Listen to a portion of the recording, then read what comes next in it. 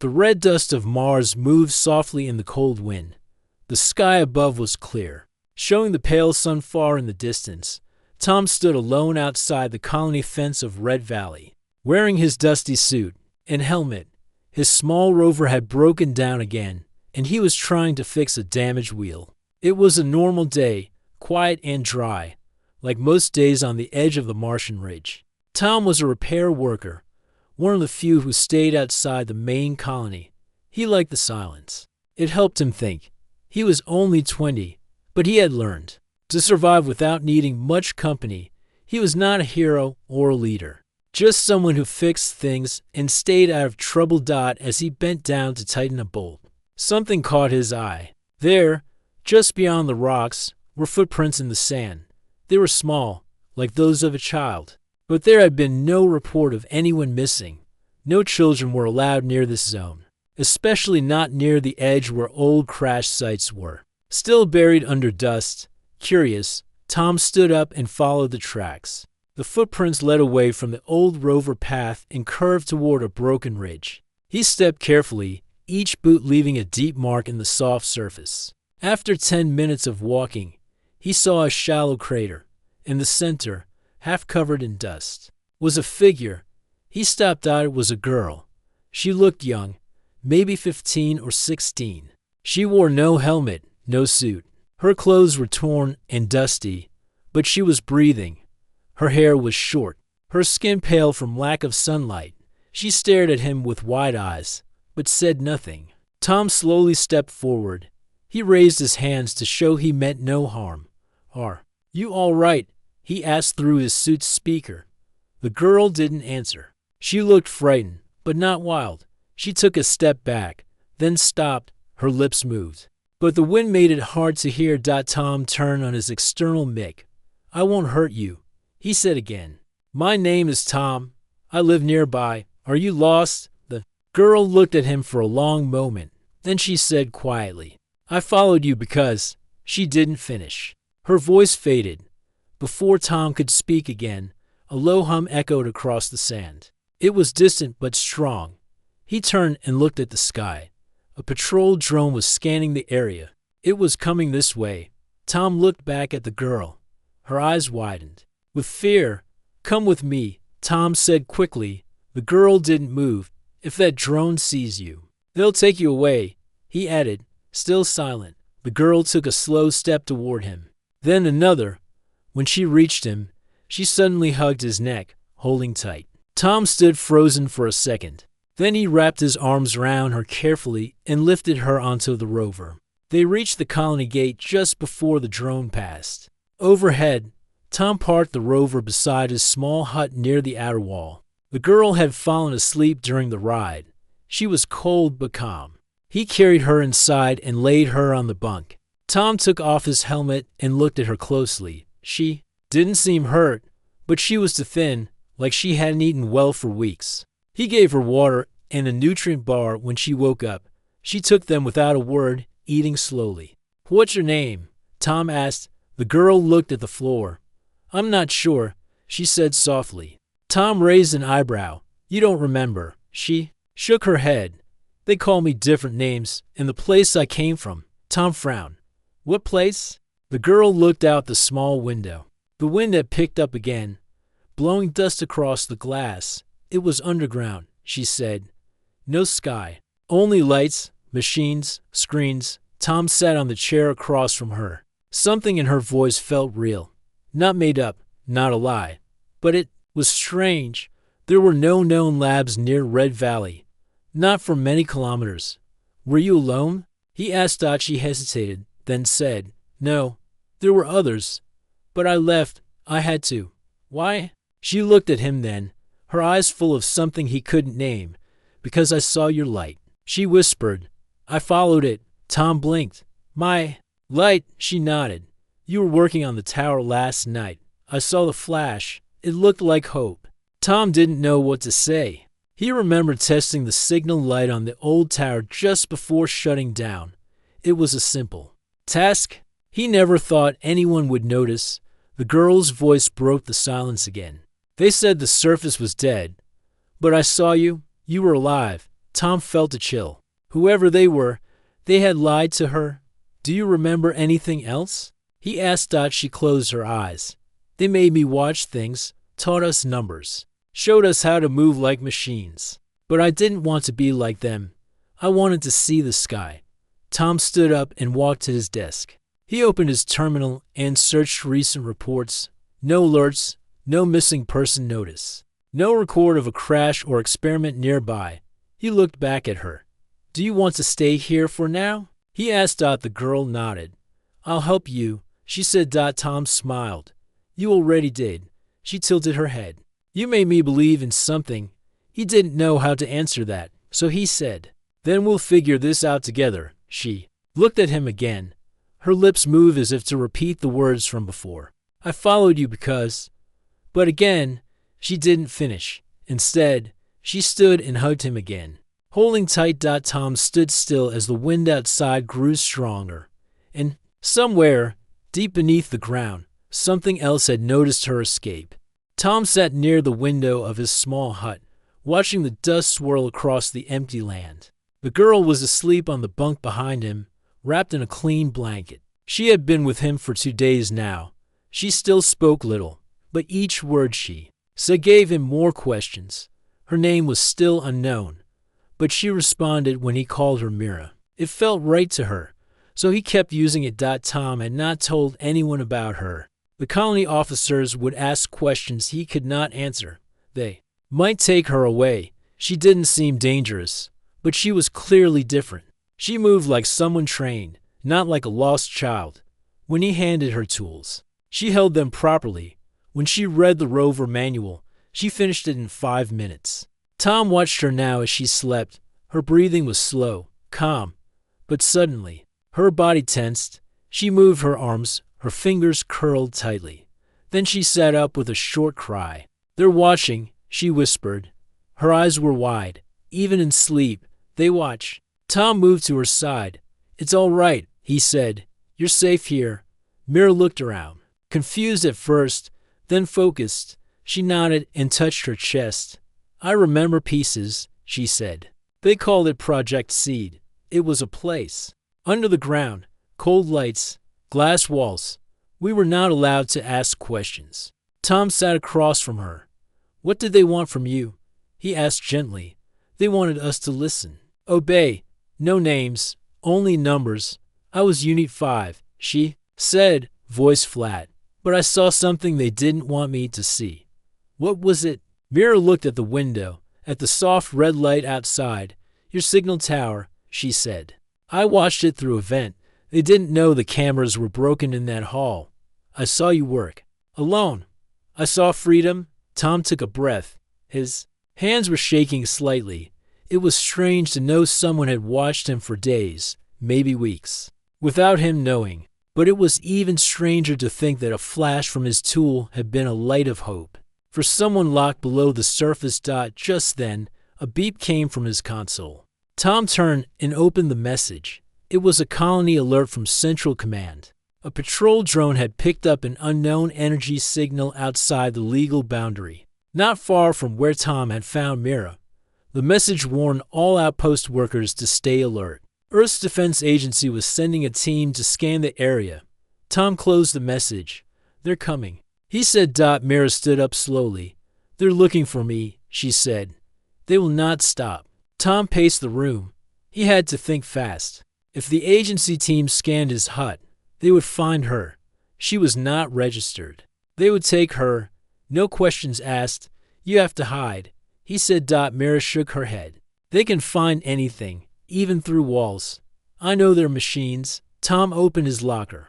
Inside was his old mining suit. It had a thermal mask and could block some scans for a short time.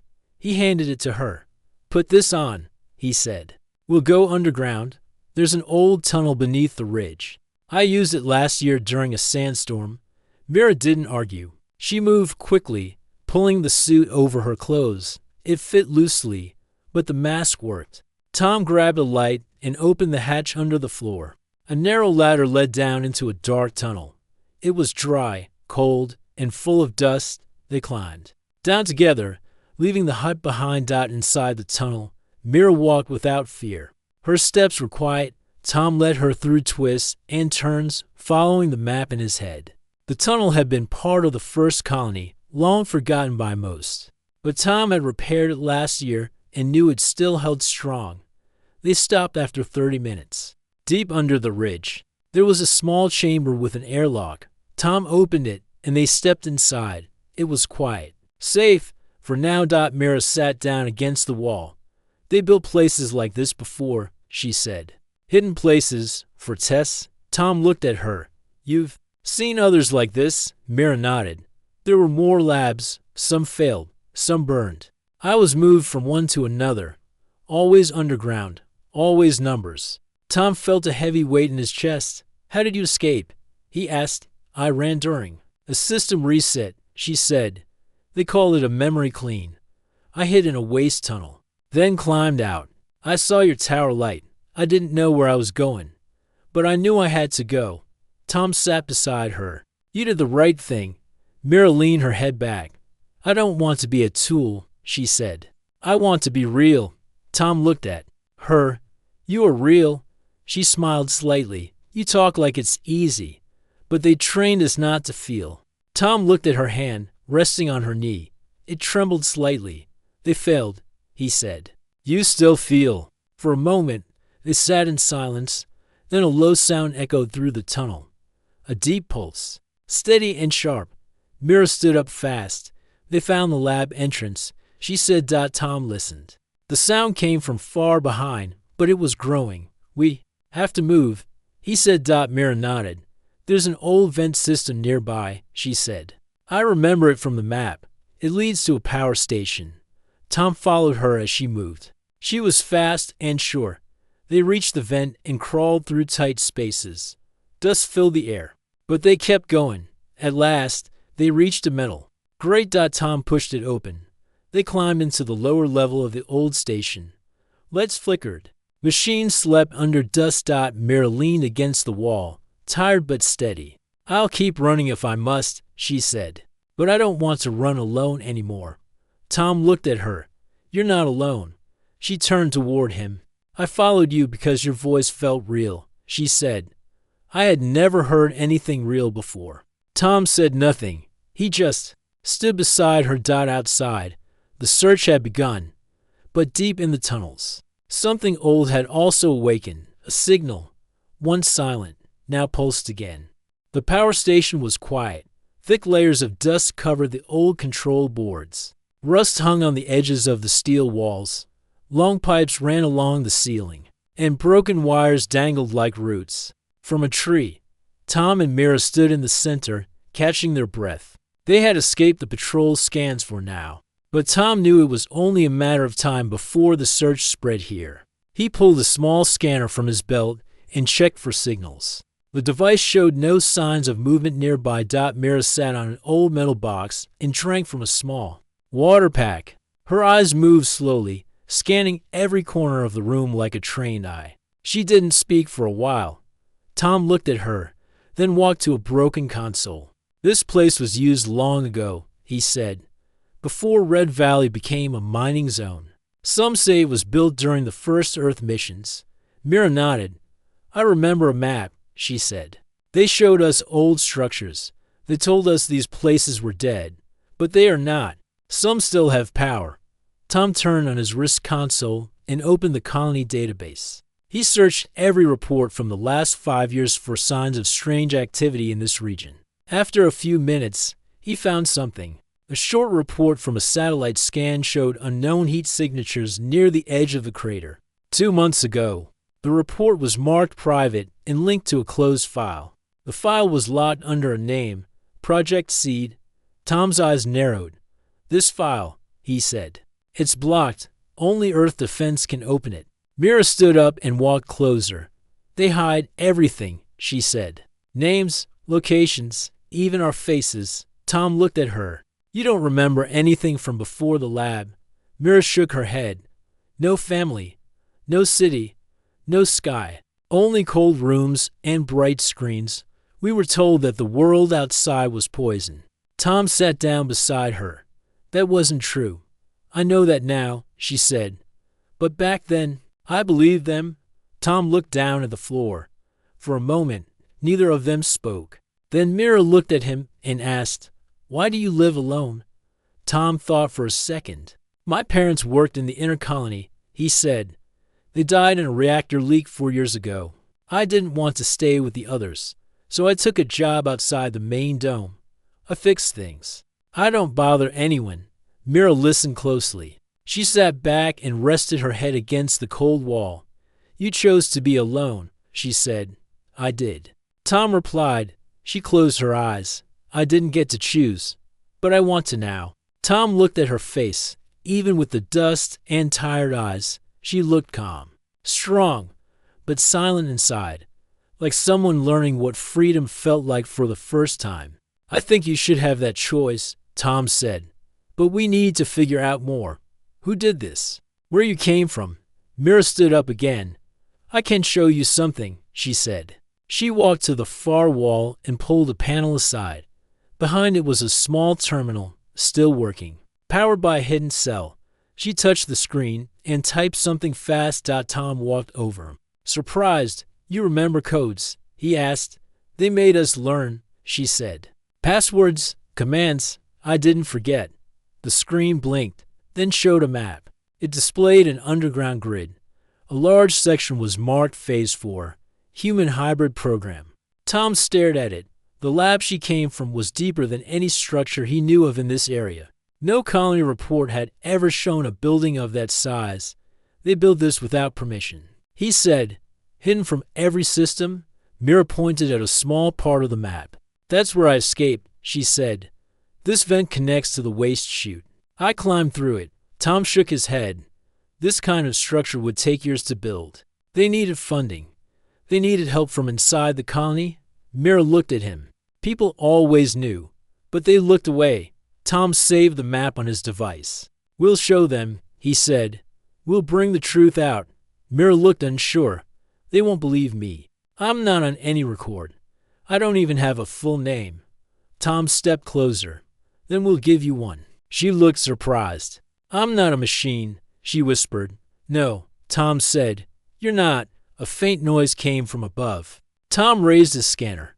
2 small signals moved across the surface, not far from the station. "Drones, searching. They're sweeping the area," he said. "We should stay low." Mira walked to a side door and opened it slowly. Behind it was a dark hallway that led deeper underground. "There's another exit," she said. "It leads near the west ridge." Tom nodded. "Let's move before they reach the vents." They moved through the hallway, stepping over broken panels and old wiring. The deeper they went, the colder it became. After 20 minutes, they stopped in a small chamber. There was an old lift door ahead, locked by a control panel. "I can open it," Mira said. "But once I do, it might send a signal." Tom looked at her. "What's behind it?" she answered softly. "More like me." Tom stayed silent. "They didn't all escape?" he asked. "No," she said. "Some were still sleeping." Tom looked at the lift. His hand touched the side rail. "Do you want to open it?" Mira hesitated. "I don't know. What if they're not like me?" Tom looked at her with steady eyes. "Then we help the ones who want to be free. Like you?" Mira stared at the panel, her fingers just above the screen. "I was afraid before," she said. "Now I want to know who I really am." She pressed the code. The lift made a soft sound. The old doors opened. A deep breath of cold air filled the chamber. Tom stepped in beside her. "We'll find the truth," he said. Together, and far below, machines that had been sleeping for years began to wake. The old lift moved slowly. Its lights flickered as it dropped deep beneath the surface of Mars. Tom stood on one side of the small chamber, holding his scanner tight. Mira stood across from him. Quiet but alert, her eyes didn't blink. She was listening to every sound, every change in the air. The walls around them were made of old steel. Rust and dust covered most of the surface, but Mira remembered every inch. "This place was once full of voices," she said softly. "Now it only has echoes." Tom looked at her. "You've been here before?" Mira nodded. "This was the lower lab.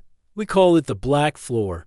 No windows, no time, just lights and orders." The lift stopped with a small shake. The doors opened with a slow sound. Cold air filled the space. Tom stepped out first, scanning the room. The hallway was wide. The walls dark gray. Long lights ran across the ceiling, most of them broken. Some still blinked weakly. They walked forward. Mira moved ahead, leading the way. Her steps were steady. She remembered the path clearly, like it was yesterday. On both sides of the hallway, there were thick glass rooms. Most were empty. Some had broken furniture. Others had small tables and faded tools. One room still had a child's drawing on the wall. It showed a red ball and a gray figure holding it. Mira stopped. I drew that, she said. When I was small, they let us draw once a week to test our minds. Tom looked at the picture. It was simple, but sad. A single color. A lonely shape. They treated you like a test, he said. Mira nodded. Like seeds. That's why they called it Project Seed. They planted us here, watched what we became. They moved deeper into the lab. At the end of the hall was a large round door. A red light blinked above it. Mira stepped close and placed her hand on the panel. This door leads to the core room, she said, where the main system used to control everything. If it still works, we can find data. Maybe names. Maybe faces. Tom watched as the door clicked open. The room inside was wide and cold. Machines stood on each side, most of them silent. In the center was a large console with a tall chair in front. Screens lined the walls. Some were cracked, others still alive. Mira sat at the console and typed quickly. The screen lit up with old files. Tom leaned closer. Can you access them? I think so, Mira said. But I need time. As she worked, Tom walked around the room. He looked at the machines, the wires, the strange boxes near the walls. Then he stopped at a glass pod. It was tall and sealed, with frost covering the inside. A small label was printed on the front. Unit 9, Sleep Mode. Tom stepped back. Mira, he said, there's someone inside. She looked up, alarmed. Which unit? Unit 9. Mira stood and walked over. She wiped the frost from the glass. Inside was a boy, a few years older than her. His eyes were closed, his body still. Wires were attached to his neck and arms. He looked peaceful, but something about him felt cold. He was trained to be stronger than all of us, Mira said. Faster, sharper. They kept him in the deep zone. I never spoke to him, but I remember his face. Tom read the console beside the pod.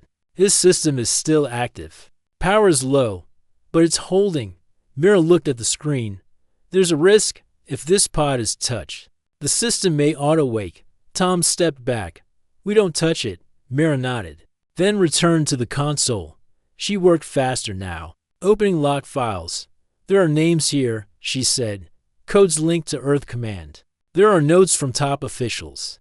They approved this project in secret. Tom stared at the screen. We have to copy it. If the colony sees this, they can't deny it anymore. Mira pulled a small chip from her wrist tool and inserted it into the console. As the data transferred, the room lights flickered. A soft alarm began to hum. What is that? Tom asked. Mira looked at the pod. The auto-wake. She said, it started. The glass on the pod began to clear. The boy inside moved slightly. His fingers twitched. The wires lit up with soft blue light. His eyes opened slowly. They were pale and bright, like ice. He looked at them through the glass. Mira stepped back. We have to go. Tom grabbed the chip from the console. Run, he said. They rushed out of the core room.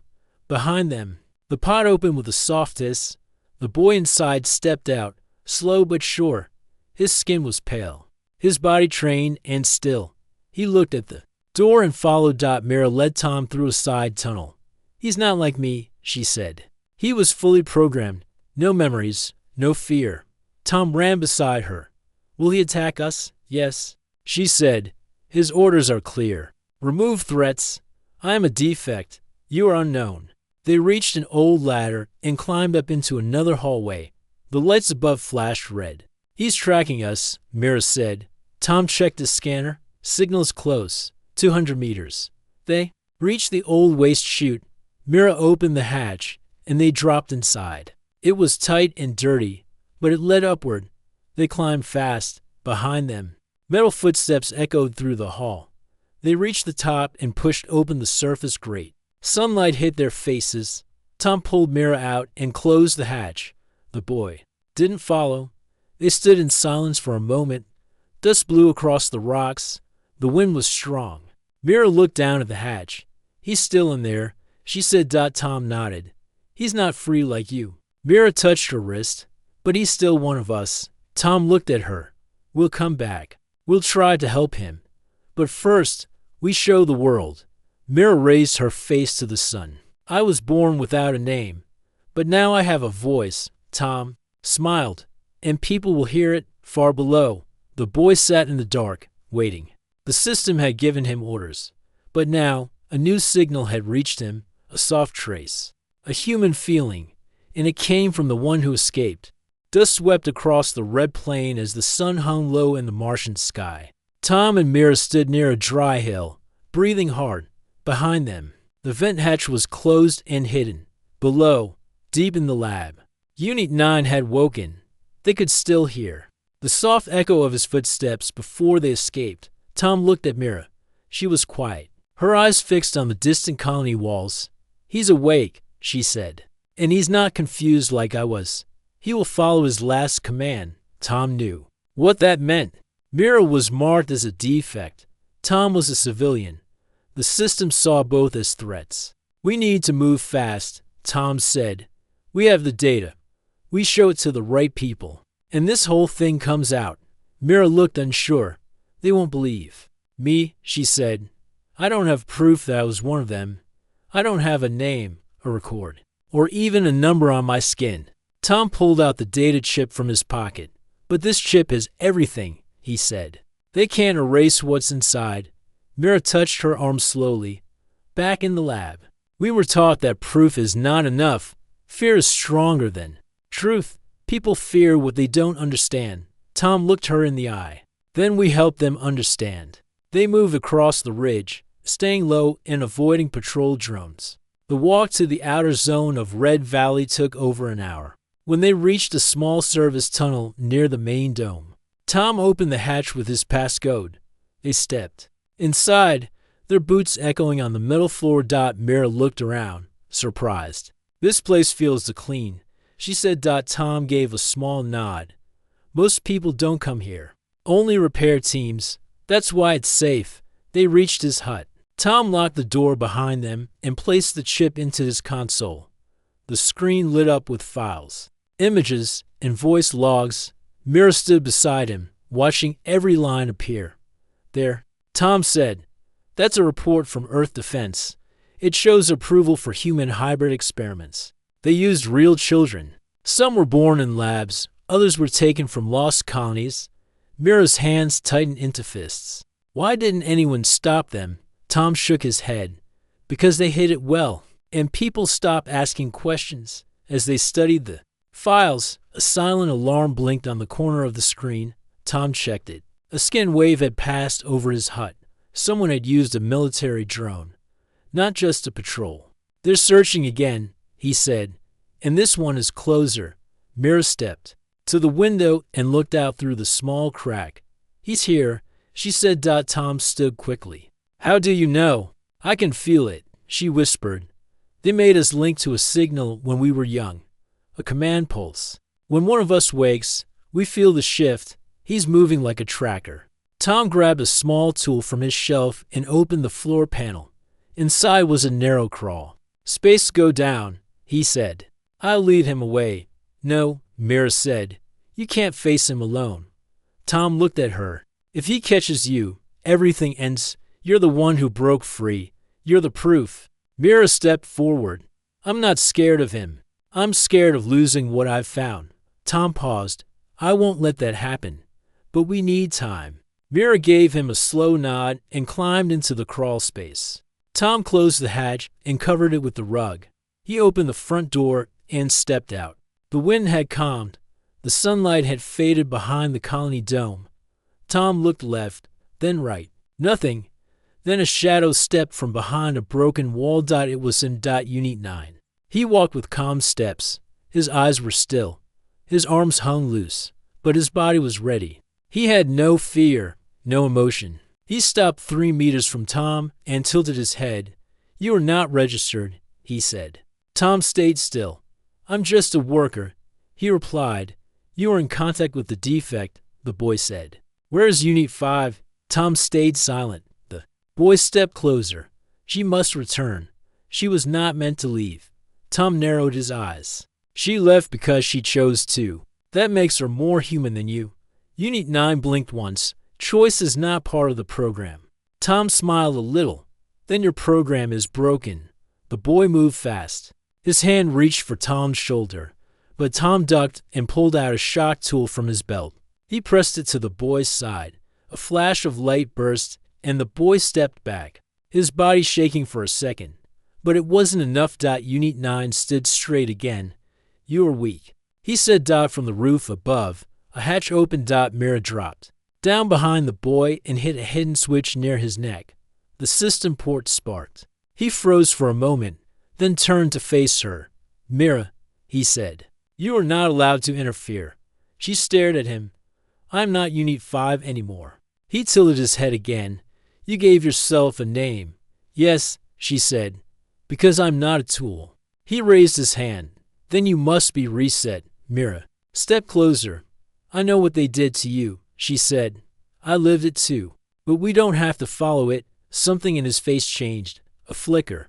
A pause. Mira reached into her suit and pulled out a small port key. It was linked to the main system code. She had copied it from the lab. "Here," she said. "I can free you too, if you want it." He looked at the key. His hand shook slightly. Tom watched silently. Then the boy took a slow step back. "I was built to follow," he said. Mira stepped closer. "Then choose not to." For a long moment, nothing moved. Then he turned. He walked away, slow and silent, and vanished into the red dusk. Tom let out a long breath. That was close. Mira stared after him. "He felt it," she said. For a second, he almost became real. Tom touched her shoulder.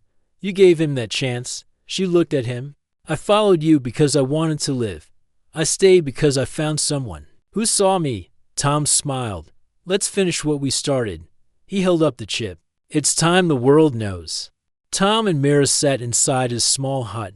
The data chip was connected to the colony terminal. The screen showed files, images, and secret reports from Earth Defense. The truth was clear now. The human hybrid program was real. It was not just a rumor. Mira leaned forward, her eyes wide. She traced her finger across a file showing children in labs, training with machines. The photos were cold, lifeless, but the children's faces showed something else: fear, hope, and sadness. "This is who I am," Mira said softly, "and who they tried to hide." Tom nodded. "The world needs to see this," he said. "They have to know what was done." Mira looked at him. "Do you think they will believe us?" Tom sighed. "Some will. Some will try to ignore it. But we can't stop now." The door to the hut opened suddenly. A voice called out, "Tom, you are needed at command." Tom looked up. 2 officers stood in the doorway. Their faces were serious. One held a small device scanning the room. "We detected unusual signals from this location," the officer said. "You must come with us." Tom glanced at Mira. She stood slowly and hid the chip in her jacket. "Don't worry," Tom said. "I'll be back soon." He followed the officers outside. The sky was darkening. Patrol drones moved silently above the colony. At command, Tom was led into a large room filled with officials. Screens displayed images from across Mars. At the center was the colony leader, a woman named Commander Gray. "Tom," she said, "we know about the girl you found. We want to help." Tom raised an eyebrow. "Help? By taking her away?" Commander Gray shook her head. "We want to hear her story. To understand." Tom felt a flicker of hope. He nodded. "She is not just a girl," he said. "She is proof. Proof that something secret happened here." Commander Gray motioned to a young officer. "Bring her in." Mira was led into the room. She stood tall, her eyes steady. No fear showed. Tell us who you are, Commander Gray said kindly. Mira took a deep breath. I was part of Project Seed, she said, a secret program to create human hybrids for space survival. We were kept underground, trained to be soldiers and workers.